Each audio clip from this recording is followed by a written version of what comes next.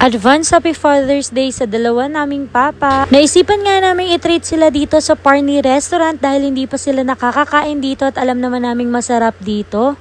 Dinner date nga pala ito kasama yung family namin. Dahil nga sa Sunday, alam naman namin sobrang daming tao kaya in advance na namin. Minsan, hindi rin naman masamang gumastos at kumain sa labas at i-treat natin yung mga parents natin dahil nga tumatanda na sila, i-deserve naman nila ito. Kung sa iba nga sasabihin maging practical gastos lang ito pero minsan lang naman maranasan man lang nila ang kumain sa mga ganitong restaurant. Eto nga yung isa sa nirecommend namin ni Jerome kasi nga ilang beses na kami nakakain dito at palagi kaming nasasatisfied at super sarap na mga pagkain dito sa Parni Restaurant.